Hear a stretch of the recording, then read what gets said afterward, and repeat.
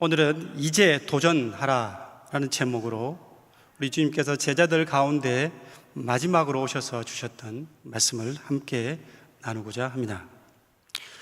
무더운 여름이 어느덧 지난 것 같습니다. 아침에 보니까 제법 쌀쌀하고 찬바람이 부는 게 가을이 되어가는 것 같습니다. 지난 여름 그 무더운 날씨에 여러분 어떻게 지내셨습니까? 금년은 유난히도 많이 더웠던 것 같습니다. 그래서 저는 휴가 기간에 무더위를 견디기 위해서 방콕과 방글라데시를 다녀왔습니다. 항공료가 무료더라고요. 숙박비도 무료였고 평상식이 항상 제공이 되어 있었습니다. 그래서 방에 쿡 박혀서 방에 뒹굴을 하면서 무더위를 견뎠습니다. 근데 방에 쿡 하고 방에 뒹굴을 하고 있다 보니까 워낙 더워서 밖이 그리워지기도 했습니다.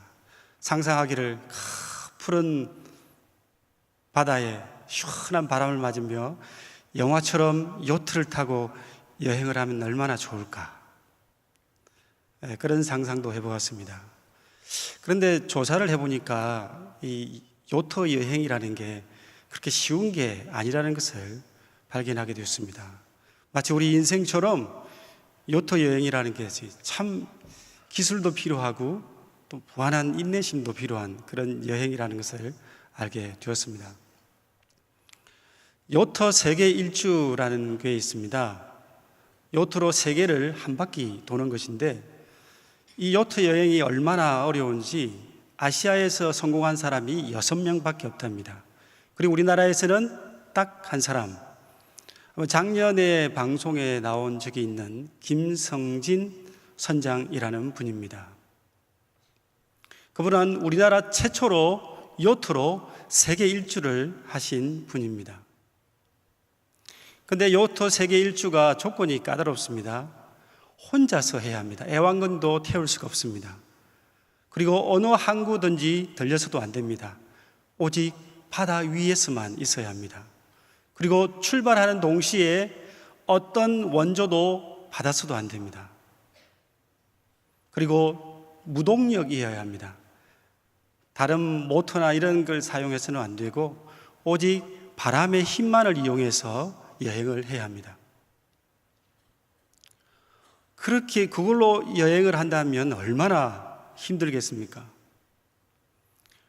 2014년 10월 19일 날 이 김성진 선장님이 세월호의 그 아픔을 배에다, 요트에다 싣고 출항을 했습니다. 출항해서 돌아오는데 209일이 걸렸습니다. 운항한 거리는 42,000km. 요트 세계 일주 조건에는 반드시 4만 km 이상, 지구의 반이라고 4076 정도 되는데 4만 km 이상을 반드시 초과해야 합니다. 그런데 42,000km를 돌아서 왔습니다. 그리고 적도를 반드시 2번을 통과해야 하고 한쪽 방향으로만 진행해야 합니다. 그 모든 조건을 갖추고 209일 만에 돌아온 것입니다. 그 영상을 제가 보았는데 참 대단하다라는 생각을 했습니다. 그렇기 때문에 우리나라에서는 딱 한 사람, 아시아에는 6사람밖에 없는 게 아닐까, 그런 생각을 했습니다. 209일 동안 얼마나 많은 고초가 있었겠습니까? 상상해 보십시오. 처음에는 부푼 마음을 안고 출항을 했을 텐데 바람도 잘 불어와서 순풍에 돛단 듯이 갔었는데 상상할 수 없는 일들을 만나게 됩니다. 빙하를 만나기도 하고요, 시속 90km로 부는 돌풍도 만나게 됩니다. 그리고 적도 부근에 바람이 한 점도 없어서 하루 종일 둥둥 떠 있기만 하는 고독한 시간을 보내야 하는 그런 시간들도 있었다고 합니다. 그리고 앞으로 전진해야 되는데 정면에서 오는 바람 때문에 전진하지 못하고 뒤로 물러날 것 같은 그 역풍 때문에 힘든 시간들도 많았다고 합니다. 한마디로 죽을 고비를 여러 번 넘겼다 하고 그가 고백을 하는 것을 들었습니다.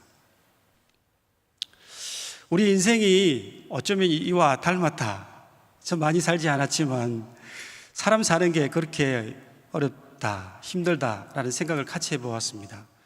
세네카가 말한 인생은 항해다, 뭐 이렇게 말하지 않아도 몸으로 우리는 이 항해의 얘기를 들으면서 나와 비슷하구나, 내 살아온 삶과 별반 다름이 없구나 하는 생각이 들었을지도 모르겠습니다. 만약 우리의 인생이 항해라면 여러분 항해에는 앞으로 순풍만 가득했으면 좋겠습니다. 별로 원하지 않는가요? 네. 아직 여러분들은 이 바다 배를 안 타보셔서 그런지 모르겠습니다. 순풍에 돛달고 가듯이 여러분 삶에 좋은 일들이 열렸으면 좋겠습니다. 그런데 살아보신 분들은 아시지만 인생이 그렇게 호락호락하지가 않습니다. 매일 뒤에서 바람이 불어서 앞으로 쏜살같이 달려가는 날만 있는 게 아닙니다. 정면에서 불어오는 바람과 싸워야 하는 역풍을 만나는 일들이 참 많습니다. 그래서 그 역풍 때문에 힘들어하고 역풍 때문에 울기도 합니다. 각자마다 역풍은 다르게 오는 것 같습니다. 갑작스럽게 다가와서 당황하게 만들고 힘들게 만들고 어찌해야 할지 모르는 그 상황으로 몰아가는 것들이 역풍이 아닐까, 그런 생각을 해보았습니다. 오늘 본문의 제자들은 실은 큰 역풍 가운데 있는 사람들이라 할 수 있습니다.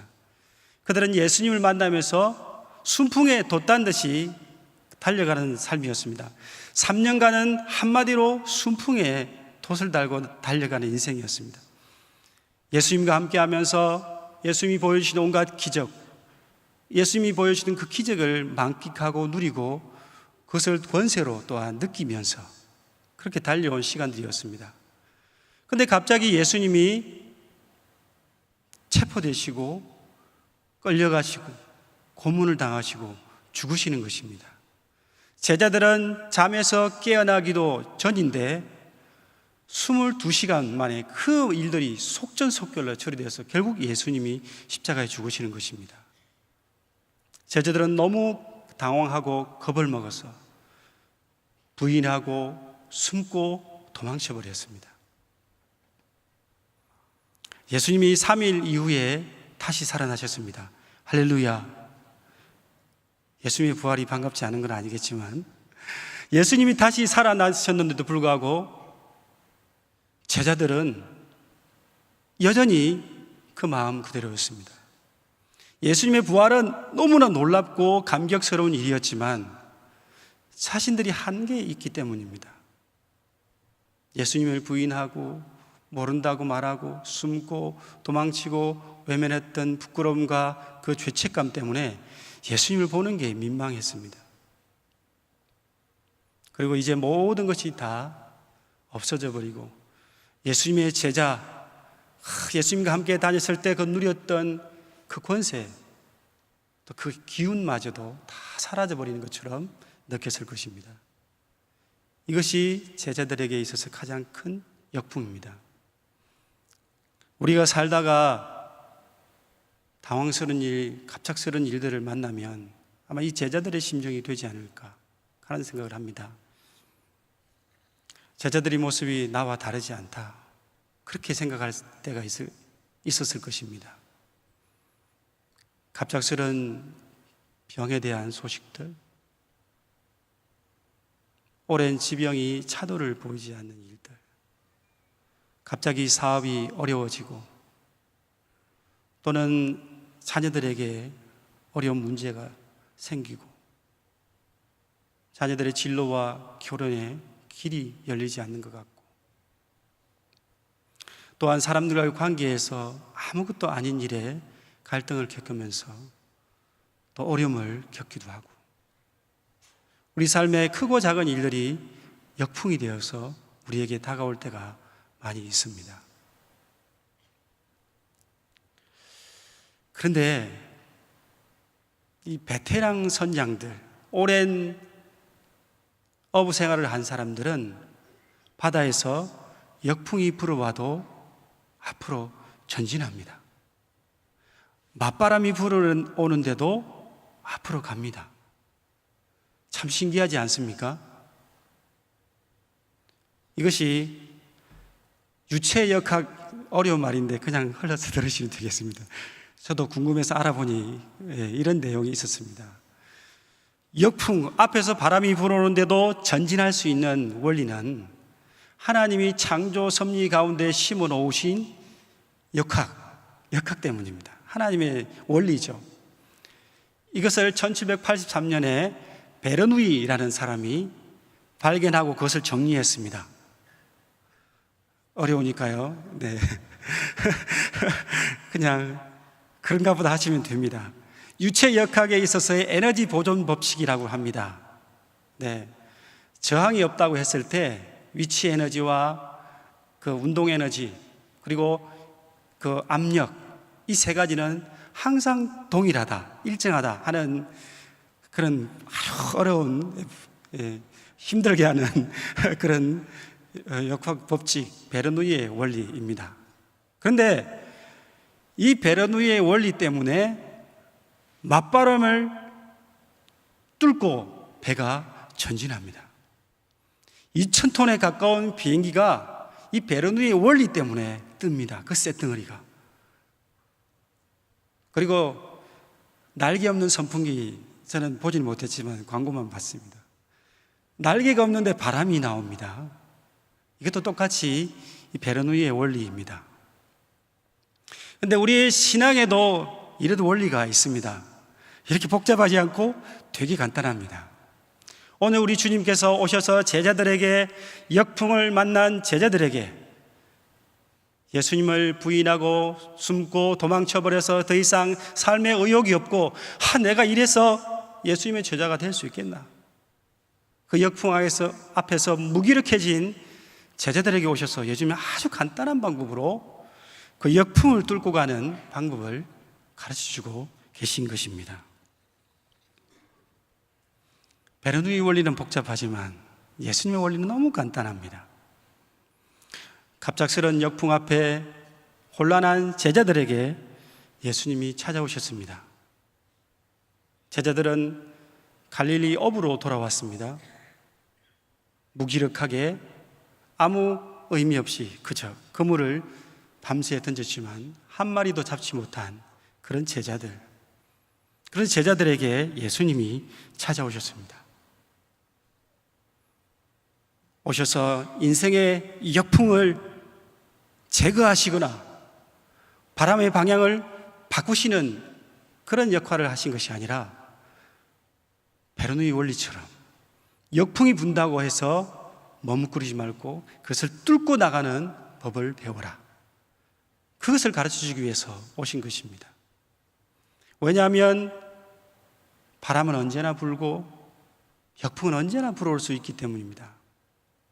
우리 삶에도 우리 인생에도 크고 작은 역풍들이 불어올 때가 있습니다. 지금 그 바람을 맞고 계신 분도 있을 거고 그 바람 앞에 힘들어하는 분도 있을 것입니다.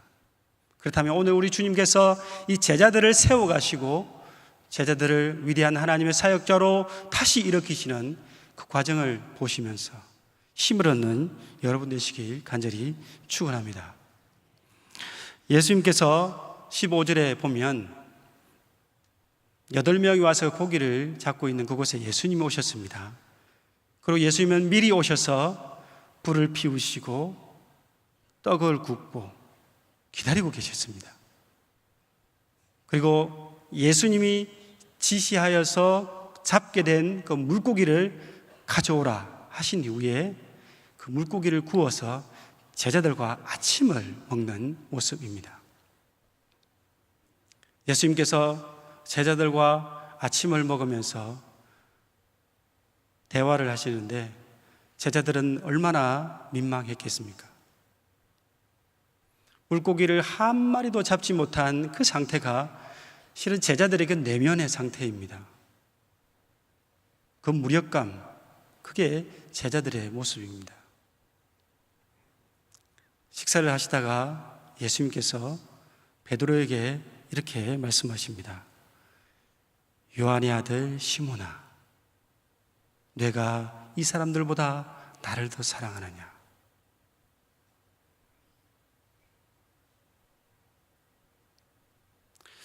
제자들 특히 베드로에게는 이 질문이 부담스러울지도 모릅니다.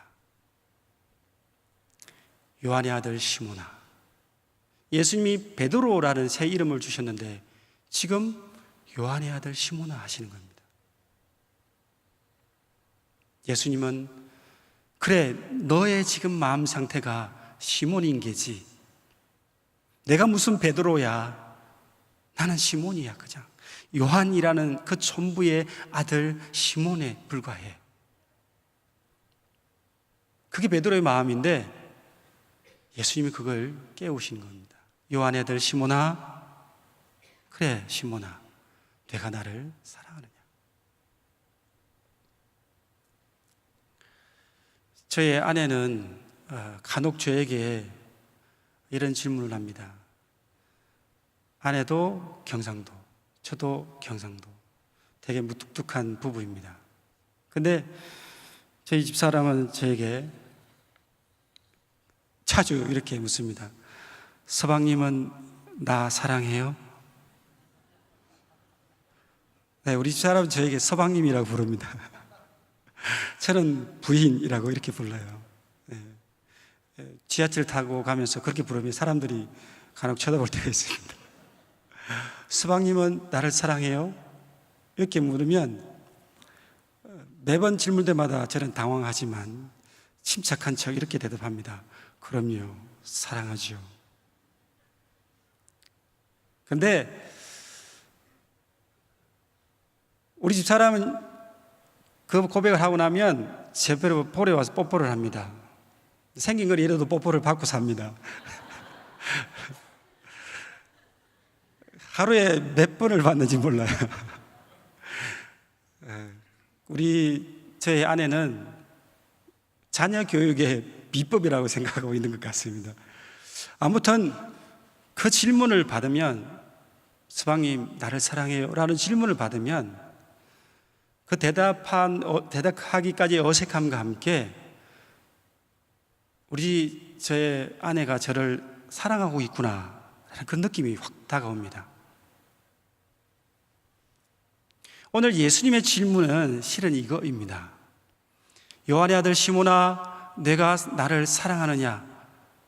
라는 이 질문은 예수님이 요한의 아들 시몬아, 베드로야, 내가 너를 사랑한다 라는 게 전제되어 있습니다. 사랑하지 않는 사람이 나 사랑해요? 라고 묻는 건 생뚱맞지 않습니까? 내 안에 사랑이 전제되어 있을 때 상대방이 나를 사랑하는지 궁금해지는 겁니다. 예수님께서는 베드로에게 나는 너를 사랑한다. 너는 나를 부인하고 도망치고 숨어버린 것 때문에 힘들어하고 무력감에 빠져서 나 같은 게 뭐라고 라고 생각할 수 있겠지만 나는 아니야. 베드로야, 내가 너를 사랑한다. 그것도 3번씩이나 말씀하십니다. 요한의 아들 시몬, 내가 너를 사랑해. 요한의 아들 시몬아, 내가 정말 너를 사랑한다. 너를 사랑한다니까. 이렇게 3번 말씀하시는 것입니다. 근데 이게 진짜 중요합니다. 예수님이 우리를 회복하시는 첫 번째 원리가 이겁니다. 우리가 너무도 잘 알고 있지만 놓쳐버리는 것입니다. 어려움을 만날 때, 힘들 때, 실수했을 때, 실패했을 때, 뭔가 잘 안 풀릴 때에, 내가 범죄한 자리에 있을 때에 제일 먼저 다가오는 것은 하나님이 여전히 나를 사랑하실까? 주님이 나의 이런 모습을 보고도 사랑하실까? 내가 사랑을 받을 수 있는 존재인가? 그런 의심이 나오는 겁니다. 근데 이런 의심이 생기면 무력해지는 겁니다. 제자들의 무력감의 가장 근원은 이거입니다. 하나님은 우리에게 말씀하십니다. 예수님 통해서 사랑한다. 모든 상황 속에서 너를 사랑한다. 이것이 예수님이 베드로에게 내가 나를 사랑하느냐 하는 질문을 하신 이유입니다. 사실 성경 전체는 하나님의 사랑으로 가득 차 있습니다. 사도 바울은 로마서 8장 28절에 로마서를 통해서 이렇게 확인해 주고 있습니다.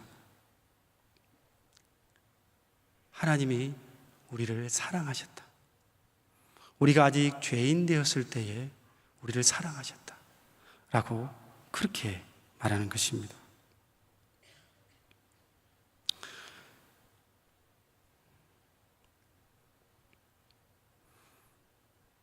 우리 인생에 역풍이 불 때에 이것만 기억하면 됩니다. 주님은 나를 사랑하시는구나. 하나님은 여전히 변함없이 한결같이 나를 사랑하신다 라는 그 믿음을 가지시면 됩니다. 그러면 우리가 역풍을 돌파해 갈 수 있습니다. 주님은 지금도 우리에게 그렇게 말씀하십니다. 지리산 촌부의 아들 병수야, 그리고 여러분을 향해서 너는 나를 사랑하느냐? 아니, 내가 너를 사랑한다. 그 음성을 듣고 승리하시길 축원합니다. 예수님이 베드로에게 내가 나를 사랑하느냐 이렇게 물었을 때 제가 제 아내에게서 느꼈던 그 감정을 베드로가 느꼈을 것입니다. 아, 예수님이 나를 사랑하시면서 묻는구나. 예수님이 나를 사랑한다. 그렇게 속삭이면서 너도 나를 사랑하니? 라고 묻는구나. 그걸 깨달았습니다. 그래서 베드로가 염치 없지만 예수님의 그 사랑과 그 용서의 힘을 얻어서 남아있는 조그마한 용기를 끌어올려서 내가 주님을 사랑하는 줄 주께서 아십니다. 사실 예수님께서 베드로가 예수님을 사랑하는 것에 대해서 모르시는 게 아닙니다. 다 아십니다. 그런데 예수님은 베드로의 입에서 나오는 그 고백을 기대하신 것입니다. 하나님이 우리를 사랑하신다는 그 믿음을 가지고 내가 하나님께 적극적으로 그 믿음을, 그 사랑을 고백할 때 실은 그것이 내 힘이 되는 것입니다. 그저 생각만 하고 머물러 있으면 역풍을 뚫고 나오는 힘이 생겨나지 않습니다. 적극적으로 고백해야 하는 것입니다. 우리가 하나님 앞에 내 사랑을 고백해야 그것이 내게 힘이 되고 내게 능력이 되고 역풍을 뚫고 나갈 수 있는 에너지가 되는 것입니다. 누군가를 통해서 구원의 초청을 받을 때 우리가 영접함으로 하나님의 자녀가 되듯이 우리가 하나님의 그 사랑 앞에 내 사랑을 고백할 때 그때 그것이 능력이 됩니다. 하나님 앞에 나와 온 마음으로 예배하는 것, 연약함에도 불구하고 기꺼이 하나님 앞에 나와 찬양하는 것, 나의 아픔, 고민, 염려, 삶의 무거운 짐을 기꺼이 주님 앞에 토로하는 것, 연약함에도 불구하고 꾸역꾸역 기어서라도 하나님 앞에 나와 신원하며 눈물 짓며 마음을 쏟아놓는 것, 이것이 우리가 드릴 수 있는 사랑의 표현들 가운데 하나입니다. 물론 각자의 사랑 표현이 다르겠지만 말입니다. 우리가 이런 고백을 하게 될 때에 하나님께서 우리 안에 오셔서 우리의 역풍을 뚫고 나갈 힘을 공급하신 것입니다. 이제 나갈 수 있다. 너도 가능하다. 돌파할 수 있다. 라는 위로와 격려와 에너지, 그 용서의 확신을 더해 주시는 것입니다. 세 번의 예수님의 그 질문에 베드로가 세 번을 똑같이 대답합니다. 세 번째 대답은 근심했지만 그래도 내가 주님을 사랑하는 줄 주님이 아십니다. 그때 예수님이 이렇게 말씀하십니다. 내 어린 양을 먹이라. 내 양을 치라. 내 양을 먹이라.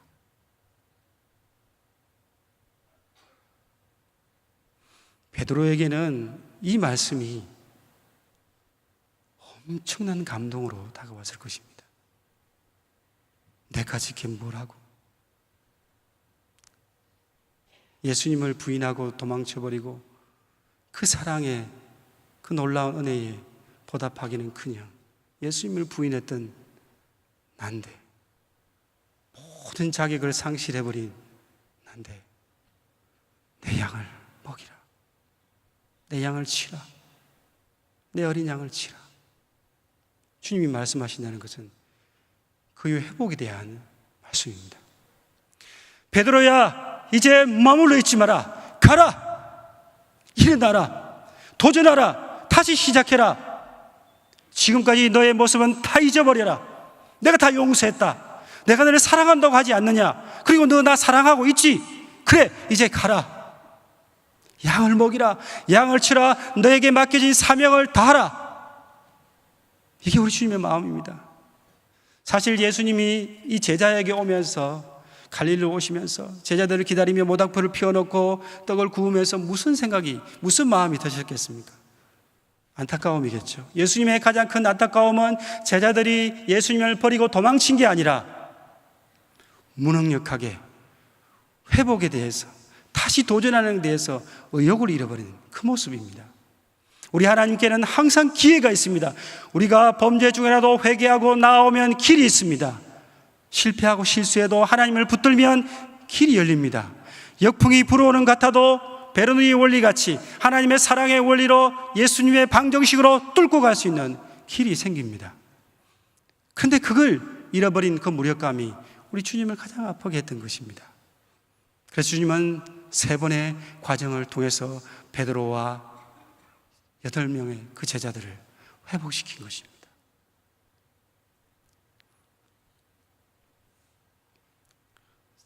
제가 청년부 시절에 주보를 만든 적이 있었습니다. 제가 일반 대학에서는 건축 설계를 전공했습니다. 그것 때문인지 모르지만 주보를 그 당시 만들었는데, 제가 청년 때는 일일이 손으로 썼습니다. 손으로 쓰고 복사한 걸 오려서 붙여서 그것을 복사해서 청년부 주보를 만들었습니다. 그런데 제가 청년 때에 가장 그 주보를 만들면서 가장 감동을 받았던 사진 한 장이 있습니다.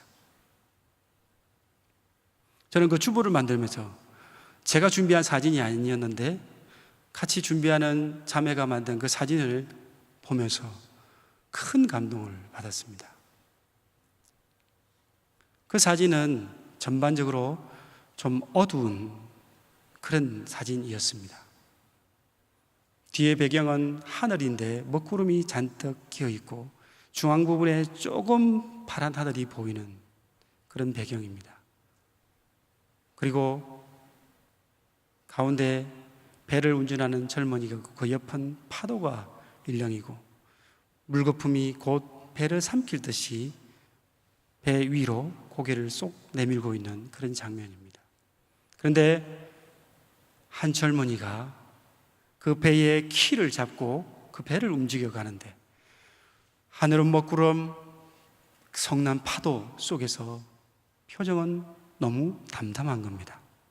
그림을 잘못 그린 건가? 자세히 그 표정을 보니 잠시는 당황했지만 지금은 편안한 그런 표정이었습니다. 왜 그랬을까? 사진을 한번 보실까요? 예수님께서 그 젊은이 뒤에서 왼손을 어깨에 손을 얹으시고 눈을 부릅떠서 전방을 주시하시고 손가락으로 진행해 갈 방향을 지시하고 계신 모습입니다. 예수님이 얹으신 그 손에서 온기를 느끼고 그 폭풍 속에서도 젊은이 귓속을 향해서 우연, 자연 그 목소리, 그리고 예수님이 그 손가락을 보면서 그 돌풍 속을, 그 폭풍 속을 헤쳐나가는 그런 그림이었습니다. 우리 인생이 항해라고 하면 이 그림이 정확합니다. 저는 그래서 이 그림이 너무 감동적이었습니다. 우리 주님은 우리를 사랑하십니다. 그리고 우리가 주님께 사랑을 고백하고 우리의 사랑을 표현하게 되면 우리 안에 새로운 힘이 생겨납니다. 그때 우리 주님은 가라, 돌풍이 불어와도 가라, 내가 너와 함께하고 있다. 사실은 우리가 혼자 항해를 떠나지만 우리 주님이 함께 하시는 것입니다. 보혜사 성령으로 우리와 동행하시는 것입니다. 그것 때문에 우리가 폭풍을, 역풍을 돌파할 수 있는 것입니다. 우리 인생에 돌풍을 만났습니까? 역풍 가운데 있습니까? 이게 내 인생의 역풍이야. 나를 가로막고 전진하지 못하게 만들고, 나를 이 자리에 머물게 만들고, 나를 무력하게 만들고, 나로 아무것도 못하게 만드는 역풍, 그게 있습니까? 그러면 우리 주님이 내 뒤에서 나를 인도로 하시는 것을 기억하시면서 돌파해 가시기 바랍니다. 다시 도전하시기 바랍니다. 다시 시작하시기 바랍니다. 이것이 우리 주님의 깊은 뜻입니다. 우리 주님은 우리가 무력감에 머물러 있는 것을 원하시는 것이 아니라 다시 일어나 도전하는 것을 원하십니다. 모든 것을 끊고 버리고 오직 우리 주님 의지에서 하나님의 그 사랑의 약속을 붙들고 달려가는 것을 기뻐하십니다. 사랑하는 성도 여러분, 돌풍을 함께 통과합시다. 다시 도전합시다. 혹여 우리 삶에 내가 모르는 돌풍이 오면 하나님의 이 사랑을 기억하며 뚫고 나갑시다. 그리고 승리하는 인생 되시길 간절히 축원합니다. 기도하겠습니다. 하나님 아버지, 참으로 감사합니다. 지나온 세월 동안 제 힘으로 해결할 수 없는 돌풍이 있었습니다. 지금도 역풍 가운데 힘들어 하고 있습니다. 아직도 해결되지 않는 일들이 발목을 잡고 있습니다. 그럼에도 불구하고 하나님이 우리를 사랑하시니 그분의 선하심이 우리를 인도하실 것이요, 내가 하나님을 사랑하니 또한 하나님이 나를 다시 세워 일하게 하시고 사역의 현장으로, 섬김의 현장으로 보내시니 순종하며 가겠습니다. 다시 도전하겠습니다. 맡기신 일을 감당하겠습니다. 삶의 자리에서, 직장에서, 우리 공동체의 자리에서, 목장에서 주님 맡기신 일을 다시 감당하겠습니다. 다시 도전하겠습니다. 역사하여 주옵소서. 동행하여 주옵소서. 성령으로 인도하여 주옵소서. 우리의 인생 항에 승리하도록, 바람에 의지하지 아니하고 우리 주님 의지하여 승리하는 항해 되도록 인도하여 주옵소서. 감사하며 예수 이름으로 간절히 기도합나이다. 아멘.